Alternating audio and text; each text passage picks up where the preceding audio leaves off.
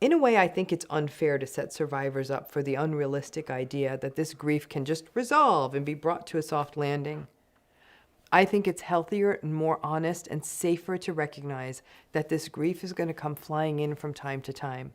At anything from a family event, to a social media post, to a quick conversation you have with a friend that you haven't seen for a while and that you might run into at the grocery store. What happens on Monday? How many of you know what that means? I can see some of you are my age sitting up straighter. So I went to college in the 1980s, or high school in the 1980s and college. And I was sitting with some of my college friends recently.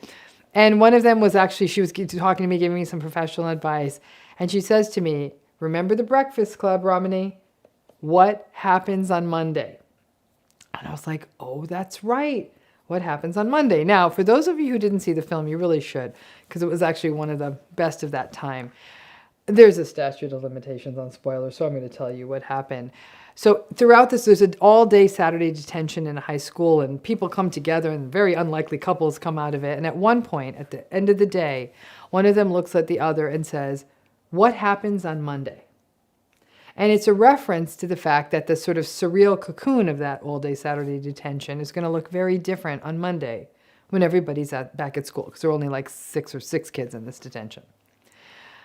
But that's not what my friend was talking about when she said it. She was using the film as a reference, and I sat with what my friend said, and she was referring to shorter-term healing fixes. Like she was talking to someone like, for example, going to a one-day meditation class or a weekend yoga retreat. But when that one day or that 2 days is done, they have to return to their regular lives, begging the question of what happens on Monday. And it dawned on me when she said that this is a huge question for survivors of narcissistic abuse who are attempting to heal. And it's something I actually grapple with quite a bit as I draw together all of this information on healing. Now, I know that survivors, not just of narcissistic abuse, but of anyone who is dealing with something, will reach out and immerse perhaps in something that lasts a day or a weekend or even a week to learn and heal or talk. People do this. They're trying to bring things together to help them heal. But again, it begs the question, what happens on Monday? Because it's tricky. One thing I universally observe in survivors of narcissistic abuse is that when they do get some time away from the chronic invalidation of the relationship, the criticism, the shaming, the rage, the manipulation, and the gaslighting, and they spend time talking with other people for a day or 2 days who are actually validating and like-minded, and there are safe conversations and periods of time focused on mindfulness and general health, that spending a few days getting to simply be yourself and not be judged for it, that is really, really healing. And I have watched people flourish under these conditions. But I'm going to ask it again. What happens on Monday? What happens when you leave this weekend or this day or even this week and you're back in the space with the narcissistic person, back home, back working with them, whatever, even after devoting all these hours to learning about relationships, learning about yourself, breathing, meditation, yoga, mindfulness, talking to other people, support groups, after taking time to feel stronger in the face of it, it's tricky. In order to heal from narcissistic abuse, you got to remember it's a multi-step process. In order to heal, first you need to know what narcissistic abuse is and how it shows up. You need to know the traits and the behaviors that comprise narcissistic abuse. Second, you have to see how those patterns affect you and are resulting in all kinds of things happening within you that are confusing you. Then you have to be willing to see the narcissism clearly, and that starts that whole slow burn to radical acceptance. And then there's a tidal wave of grief, and as that grief settles into something manageable and you feel like you can actually see the light again, you phase into disengagement and building up support and slowly giving yourself permission to be you in safer places. And let me tell you this, much as I wish it could, all of that can't happen in one weekend or 1 week. You can certainly make some meaningful shifts into getting ahead in your healing and thinking differently, but it's never going to be a quick turnaround. And we're left with that damn question of what happens on Monday? Because after spending some time away from the narcissistic people in your life and working on improving yourself and being validated by healthy people and then getting tossed back into their orbit again when you go home or when you go back to work, it can really feel like you've just fallen down a ladder or just had a bucket of ice cold water thrown in your face.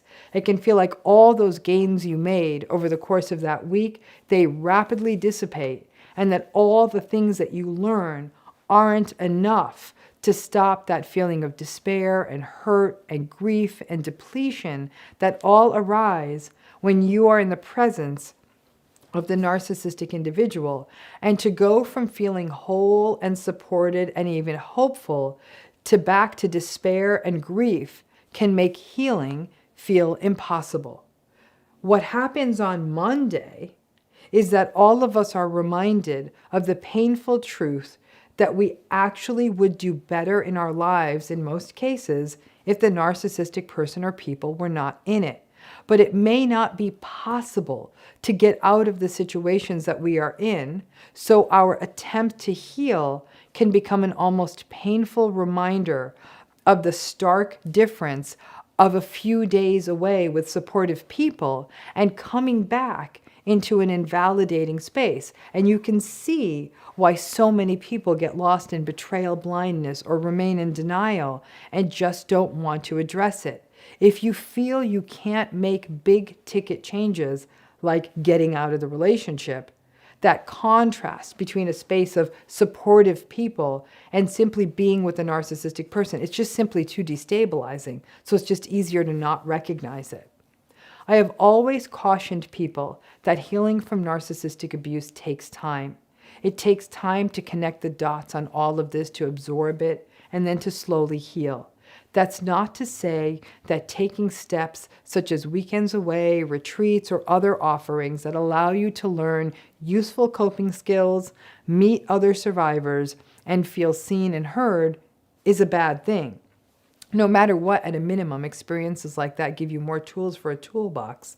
And if you're learning specifically about narcissistic abuse, may even give you more tools that will allow you to bolster radical acceptance and navigate the grief, as well as strategies to disconnect, disengage, and make clearer and have clearer voices and not lose faith as you individuate.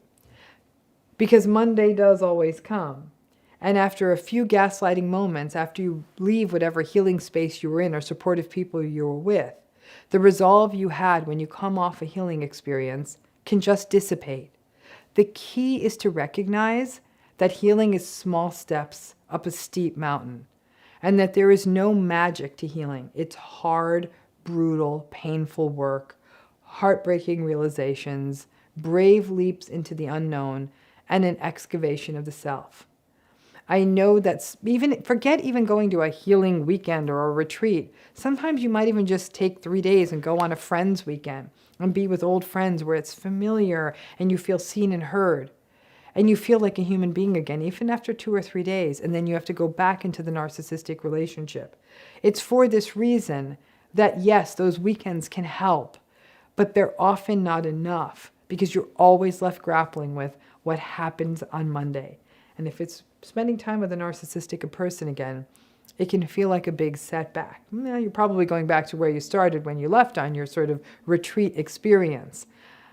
But when you sort of think of it, no matter what kind of healing, this thing, that thing you do, program, retreat, all of that, when you think of it as what happens on Monday, it really makes you think about, okay, I did this thing, but can I take what I learned in this sort of special healing space and generalize it and apply it to my life once I get back into the narcissistic relationship? It's something to think about. And for those of you who watch The Breakfast Club, you're going to know exactly what I'm talking about.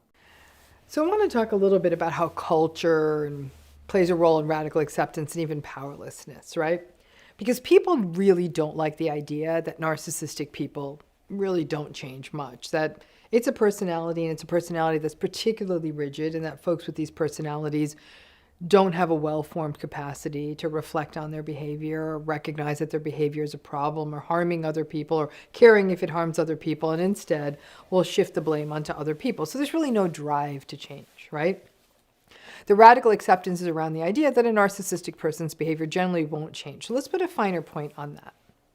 It's not just that a narcissistic person won't change, but what is more important to recognize as part of radical acceptance is that you can't do anything to change them.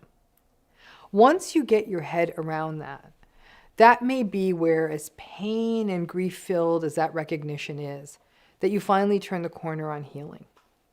Now, I've had the opportunity to speak and teach about narcissism, narcissistic abuse, how to support people in therapy in various parts of the world, especially parts of the world where issues around custody can get really tangled up with issues of immigration and citizenship. So family court in those regions can do nothing. And people not only can lose custody of their kids, their children can be taken to other countries, and there's really no recourse. Family court in the United States, needless to say, doesn't work well either, because it does not make allowances for the toxic impact of narcissistic and antagonistic parents on children. And then there's, of course, the divorce industrial complex making billions of dollars on manipulating these situations. In other countries, it is also an absolute mess. And a non-narcissistic protective parent in these regions often has, like I said, zero recourse. And if a marriage ends in some countries in the world, the citizenship rights of the parent who's not originally from that country can end. And I have definitely talked with survivors from around the world who were put in prison by vindictive exes because after the divorce, they were really in a country illegally, and that's how they were kept away from their children. So it can get really, really dark and desolate. Now, this is not meant to be a video on the vagaries of family court and the many, many ways that narcissistic people can abuse international law. No. But as I've traveled around the world quite a bit, especially in the last year, it's been an eye-opener as I've talked to people around the world because they have been through it. And we're still going through it. And in most cases, these were people who were having to make, especially in these child custody cases, having to make the most of periodic visits and video calls and letters with their children. They effectively lost their children, and there really wasn't much they could do to fix that. It was radical acceptance on a different level that I often had to see in the United States in family court, right? Everyone in these situations is suffering. I don't care what damn country you're in. But in these people I was talking to around the world, I saw depression, anxiety, post-traumatic stress. But a lot of them were still functioning. They had jobs, they had friends, and they were doing their best to maintain lives, despite this heavy reality of their children no longer being with them, hanging over them all the time. The way that the systems were set up, the circumstances, basically rendered these folks completely and utterly powerless. They said that the kind of legal support that they would need to fix this was either not available, was prohibitively expensive, the situation was potentially dangerous, and even with the right legal support and all the money and all that, probably still wouldn't work. And the powerlessness piece, when I had these conversations, hit me hard because I personally feel it every day that I work with survivors. Even we as therapists working with survivors can feel powerless because we can see the distress raised by the trauma bond and the hope and the confusion and the enablers and even other external systems like family court. And it's our job to sit with the pain.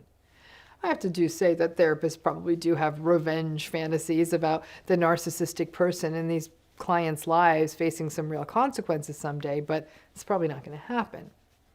And it's why surviving and healing from narcissistic abuse is so difficult, and why making sense of it is so difficult, because we're powerless. We're powerless to change someone we love. We're powerless to stop the abusive behavior. We're powerless to make a family function more safely or kindly. We're powerless to make courts or human resource departments see this. We're powerless to lead the enablers to see what's going on. We feel powerless. And that, of all the feelings a person can have, is probably one of the worst, especially in a world where we often feel and believe that we can often get things done. If you're able to get up and go to a job and be effective in it, it can feel crazy that you cannot do anything about these narcissistic relationship situations. So watching people and hearing the stories of people where there was nothing that could be done, no additional court hearing, no mediation session, no evaluation, no new attorney, nothing they could do, was something unique about it. The people I was talking to, some were acutely going through the worst of it. With one person, their situation had only unfolded relatively recently, like in the last couple of years. With others, it was in the past. But they all found that resistance was futile. And what I observed was that it pressed fast forward on their radical acceptance button, and sort of in the most tragic way. So what do we do when there's nothing that we can do to change a situation? Then we're sort of forced to make something of it or go to our true north, because otherwise we collapse. We engage in workarounds, but there's enormous grief. And if there's one universal theme I heard in all these stories, it was that. The grief at losing children, which is unimaginable. The grief at losing a life that they thought they had, a community they were part of. The grief at people sort of shrugging and saying, well, that's how it is here. The enabling in most of these cases was pretty horrific. The grief that absolutely nothing could be done. It was really like sitting with somebody getting a terminal diagnosis. So what's the lesson for those of us who don't live under such powerless circumstances? For how bad it is in the States, it's not quite that. In a way, having options and recourse in these narcissistic situations makes things easier and harder simultaneously. Hope is painful because every day is often a disappointment. And with time, we may slowly lose the hope that the narcissistic person will change. And frankly, some people never quite lose that. But we may have avenues to try to fix it. Unfortunately, as long as we think even one door is a little cracked open, a new lawyer, or the narcissistic person's new relationship ends, or the narcissistic person gets some bad news and turns to you for some help, the rumination will often fester. And we may continue to try and fix the relationship.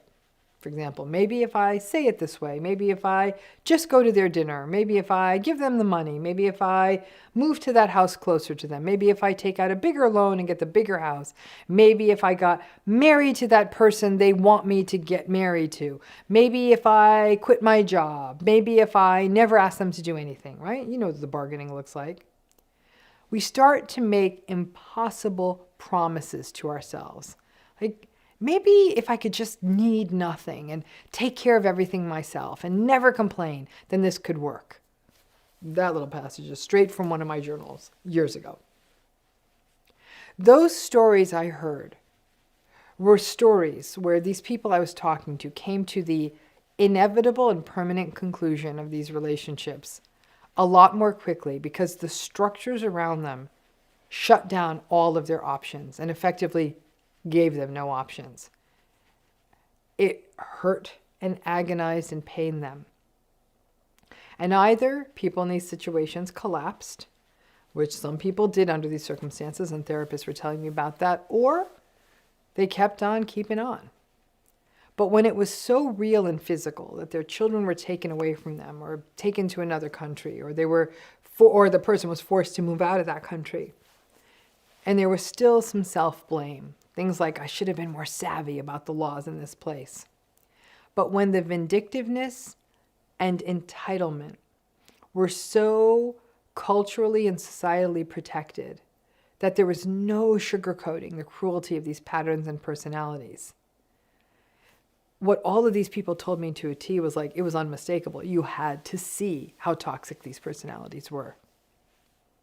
If you spend enough time around one of these relationships, it's the inevitable conclusion. And this is most pointed for those of you who are co-parenting with narcissistic and antagonistic exes, or who have narcissistic family systems that you still have to interact with. You have to watch this relationship unfold over time. And so you see that the patterns don't change, even as the children graduate or move out or get married or have their own families. You get older, the kids get older, the parents or siblings get older, and it doesn't change. And you recognize once and for all, there's nothing you can do. But it can take many of us decades to get there. Because it is not an easy place to get to when the behavior that other people see from this narcissistic person isn't always bad, or the person is sort of deemed as being successful. For example, I don't know, they have a great job, or they make a lot of money, or they're successful in their career, or they're from a so-called good family. Now, powerlessness, I really do believe in this. Hearing it in so many stories, to me, powerlessness may be the most challenging part of radical acceptance to internalize, because radical acceptance is not just the understanding that it cannot change, but it's also the powerlessness to be able to do anything about a situation that matters to you. I know that survivors often feel powerless in these relationships because they want it to be different. But I really connected it to radical acceptance when I heard these kinds of stories where a culture is like, we're not giving you options. Yeah, it increased the despair, but it also reminded me how core powerlessness was to radical acceptance. And that's likely why so many people are resistant to it. That idea that there's nothing you can do about something, it's just not something that, especially in the United States, that most of us are willing to say, no, there's always something that can be done. And in a way, you try it in so many different ways. And I know that for every person, whether it's the 150th time they try or the 1000th time they try, they're like, okay, there's nothing that can be done. And everyone gets to that. And some, if you're lucky, you figure it out after the 10th time. But you actually get to collect the data on it and keep trying. Some people don't get that. And that powerlessness kicks in soon.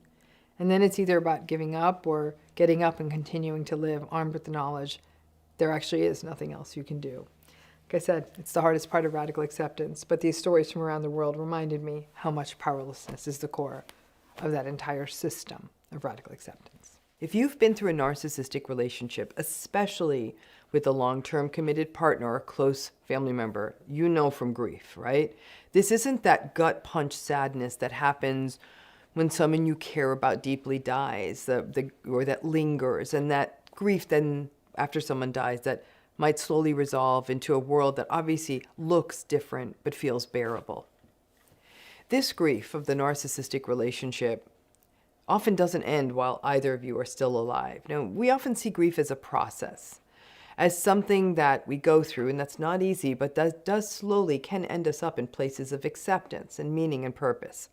But this narcissistic grief, not so much.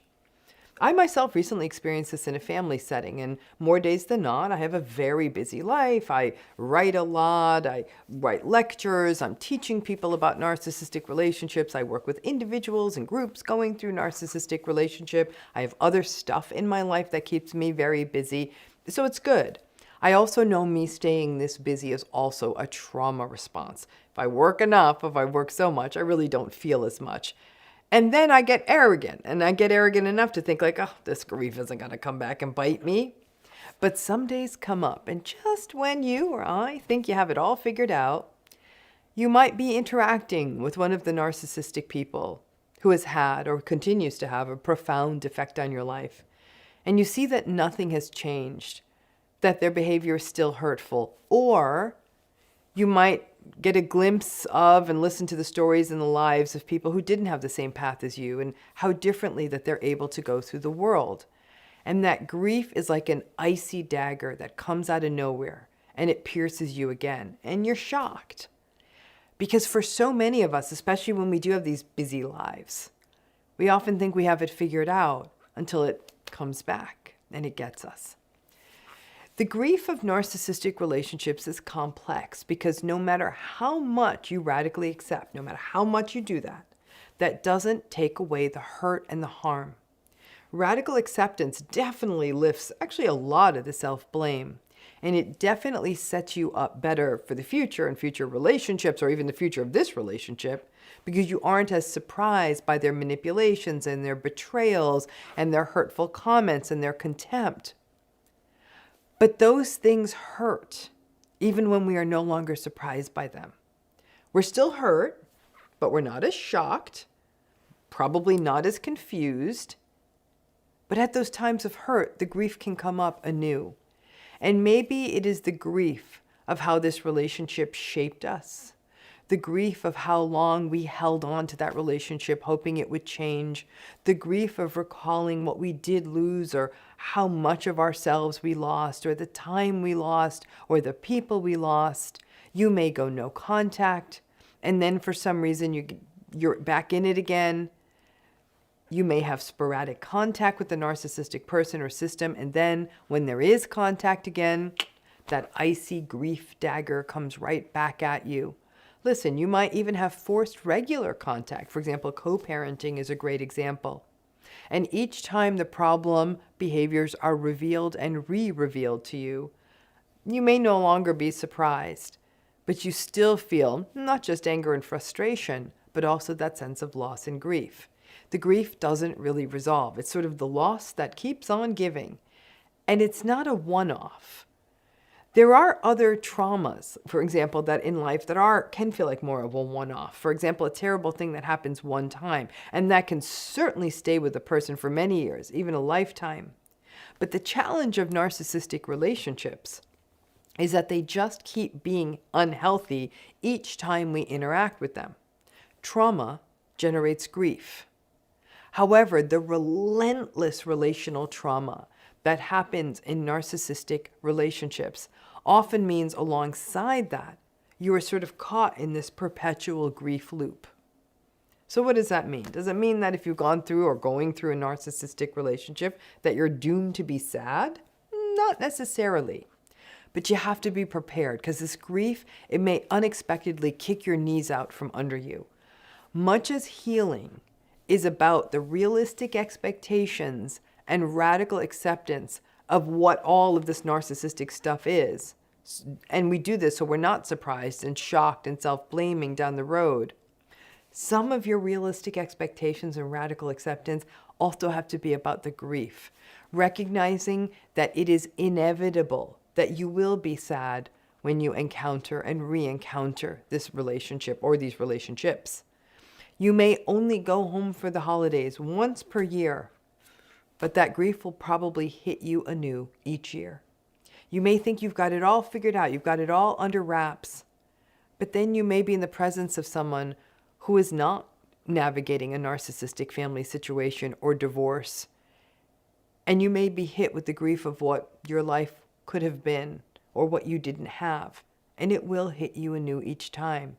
And you may even find yourself becoming more socially avoidant, holding back, disconnecting from others, seeing the reminder of what normal could look like, feeling to be a bit overwhelming. In a way, I think it's unfair to set survivors up for the unrealistic idea that this grief can just resolve and be brought to a soft landing. I think it's healthier and more honest and safer to recognize that this grief is going to come flying in from time to time. At anything from a family event, to a social media post, to a quick conversation you have with a friend that you haven't seen for a while and that you might run into at the grocery store. The grief is sort of a fellow traveler that's more often than not under wraps. But when it comes up, it becomes important to register it as what it is, a reminder of tremendous loss that is often ongoing, and to meet it with self-compassion. Lots of folks face down the unresolved grief experience of healing from a narcissistic experience as evidence that they have not healed. It's actually more realistic to recognize that this grief doesn't really resolve as long as you do have some form of contact with the narcissistic person or system, or are reminded of what you did lose because of what this relationship was about. If the grief keeps coming back up, it doesn't mean you haven't healed. It's just a reminder that healing's messy and complicated, and it's definitely not linear. And there will be days and weeks and times of year and times of life that are harder. And the hardest part is that most other people around you won't clock what's happening to you as grief. They're going to take the ridiculous stance of, well, they're not dead. You could go talk to them. Or, when are you going to let this go? It's been a long time. They're not going to change. Just deal with it. All that kind of feedback. In many cases, all of the hope we hold for change or a different response from the narcissistic person, it doesn't go away. And that tiny seed of hope, coupled with the recognition of how this relationship affected you and what you lost, makes this a painful grief loop. More days than not, you will be fine. But when it sneaks in, slow down. Give yourself time and space just as anyone would when they are allowed to grieve in a way that society lets people grieve when they have lost people to death. So that each time you experience the reminders and harms of these relationships, those old wounds and losses are activated, so you need a way to remind yourself that this is loss. But believing that somehow this unique form of grief from the narcissistic relationship will just resolve in a way similar to other forms of grief is often what results in more pain for survivors of these relationships. It often doesn't. And that doesn't mean you aren't healed. It doesn't mean you aren't healing. But it's a call to action on self-compassion above all else, and a recognition that something very real happened to you that hurt you. And on top of that, that something real is often something the world is not willing to recognize. Rarely is there that concept of closure when a narcissistic relationship ends, or even when one of these relationships persists. There's no revelatory, see the light, deathbed confession or anything like that. And all of that means that the spiral of grief is a tough load that almost all of us as survivors bear, if we are being honest with ourselves. A lot of survivors take this concept of grief, and especially when it's long-term grief, when it's very clear, you're clear on everything, you're clear on the players, you know exactly what you're walking into. And yet it hits you every time, because we often don't have the language for that. And we can often get mired in this idea of, I'm the problem. I need to let this go. I'm the issue. Oh my gosh, I need to be tougher, because that's often the stance that's taken. Because the narcissistic relationship will not change. The narcissistic person rarely will change for it to make a difference. Yes, each time you go back in there, you're going to be going another round of grief. So to the degree we know that's coming, we can prepare ourselves. Are we ever going to be able to come up with a vocabulary that we can use to communicate it to other people so they can be more supportive?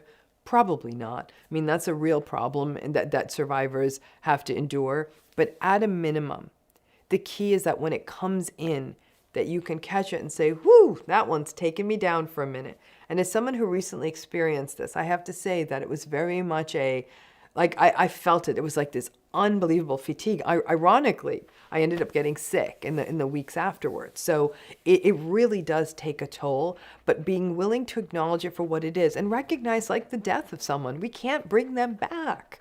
That is not the fix to grief, but being with that emotion.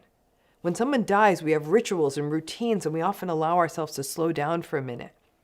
It's harder to do that when it's a narcissistic relationship grief, because it comes up from time to time. And no, you may not take weeks off from work or days to figure it out, but even a few hours where you're like, I need to be gentle with myself. That was not easy. That brought up a lot of old stuff for me. Just that reminder that we've got someone in our corner, and that's us, looking after us, can be a huge step to feeling like we've got a tool, some tools, to manage this relentless, unresolved grief that almost every narcissistic relationship brings up. Remember, there is no closure in a narcissistic relationship. So how do you move forward after a narcissistic relationship in your life has ended? How do you start dating again? How do you meet new people? How do you trust them again? This is a question I get repeatedly. Am I ever going to be able to get into a relationship again? I'm afraid. The question then becomes, what are you afraid of? And most people will say, getting hurt again. Listen, nobody wants to get hurt. For example, when it comes to physical pain, we are reflexively wired to avoid situations or anything that we anticipate is going to cause pain. And psychological pain registers in the brain the same way and may even feel worse. The mind F is that the narcissistic relationship, or I should say the mind F in the narcissistic relationship, is that you look back and you often think, I got played. I believed in the love bombing. I believed the things that they told me. I thought it was real. All of the rest of this bad stuff, it snuck up on me. I didn't know about this narcissism stuff. But the entire relationship can feel like a grift, a scam, a con. And that not only leaves us feeling foolish, but our feelings were also real and may still be real. And so we feel deeply hurt. And the sense of foolishness and being taken advantage of makes the pain really, we feel ridiculous for being hurt. But as you go forward, like many people who come out of these relationships and learn about what they are, the instinct is to hold back and to feel as though you can trust no one. You may put a tentative toe into the dating world and either notice real red flags or notice stuff that may not be red flags, but it makes you nervous. You don't want to miss the signs again. You don't want to feel played again. You don't want to get hurt again. So you're very, very vigilant. And then you may start to feel sort of stuck. So listen, anyone who's watched my work, you know my rule. General rule is 1 year off after a narcissistic relationship ends. 1 year off of new relationships or dating. There's just too much healing that has to happen. And having to navigate a new person before prior trauma bonds are sort of adequately healed and addressed, it's sort of a recipe for falling back into a new problem. But after that year, and for lots of folks it's longer than a year, and support and getting all the stuff, some of the stuff one would hope that you need to slowly move forward, the fear is often comprised of a mix of getting hurt and getting played again. So here's the deal. The getting played again, a lot of that is ego. Nobody wants to look back and say, how didn't I see it? We feel foolish or dumb, but that is ego. The onus, the bad behavior is still on the grifter who played you. They're the ones who did the wrong thing, but it doesn't feel good. And in the interest of not getting played, most folks will say that as they start sort of dating again, that they're quicker on the draw when they see a red flag. Sometimes a bit too quick on the draw, if there is such a thing. But the real fear is the getting hurt, right? It's the fear of ever having to navigate through the confusion and the manipulation and wondering if it is you. You don't want to go through that again. And that unnameable hurt in your chest and in your throat when you're being gaslighted or manipulated or lied to, because that is what people are trying to avoid. If you do decide that, yeah, you want to try again, you want to explore having a relationship again after having experienced narcissistic abuse, and then you took that year and you know that you enjoy your own company well enough and you do have some good supports and people to talk to, take solace in the idea that although the hurt sucks, if you've learned one thing after surviving a narcissistic relationship, you know you can manage it. And frankly, that anyone has more than one child after going through labor once, well, that's a miracle, right? But people do. You forget the pain. You get to the other side. And once you have been through the hurt of a narcissistic relationship, you are really good at this healing from the hurt thing. And when you went through the first bout of healing from a broken heart or from a narcissistic hurt, and you didn't quite yet understand what you were up against, that was the heaviest load of all. Learning what narcissism is, how it shows up, putting the pieces together, healing from the betrayal. You don't need to do the learning part this time. You may feel that ego bruise for a minute, but that heals even faster. And you may also wonder, what if this next person is not narcissistic? but they hurt me anyhow. And you have the sense that what if all this stuff I learned about narcissism doesn't really help me? That this time it didn't work out because the person just went back to an ex, that they hadn't fully closed that down, or they didn't cheat, but they did meet someone else in the early phases of our dating before we were really a thing, but I was super into them. Or they approach you and they say that they aren't feeling it with you. And they say it respectfully and they go their separate ways. Or that they feel that they've grown apart from you. Or that they're moving away physically to another place. Or just that they don't want a relationship. Or that the two of you want different things. The normal and healthy reasons that people break up. And you may think, oh God, I was able to navigate the narcissistic broken heart, but this is new territory. But it's just this hurt or sad part again. And if you could heal from hurt that was also accompanied by gaslighting and manipulation, you can heal from this too. Broken hearts take time. And frankly, if after a narcissistic relationship, your next heartbreak is a healthy breakup, you definitely learn the difference and may think like, I'm bummed that that didn't work out. I liked that person, but I still feel like a whole person. And that matters. If we stopped everything in our lives and never did it again because we're afraid of hurt or of getting our egos bruised, we would have never finished school. We would never try anything. We wouldn't even, I don't think we'd get out of bed, go to work, nothing. Something about trying again, giving love a chance again or friendship a chance again after a narcissistic relationship, it can feel almost masochistic.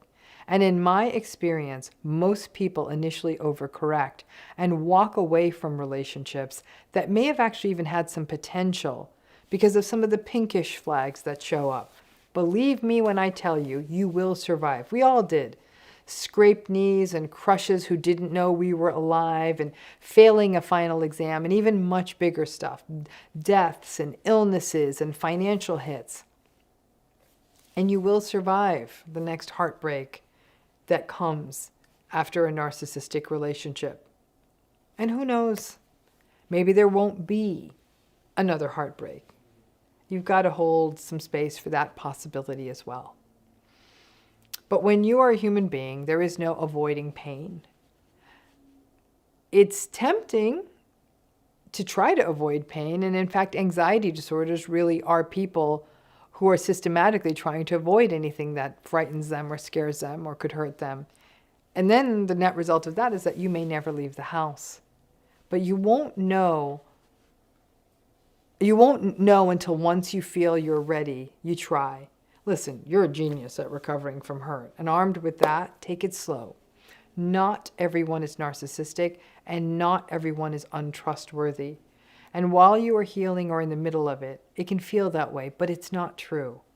But I know it really feels that way.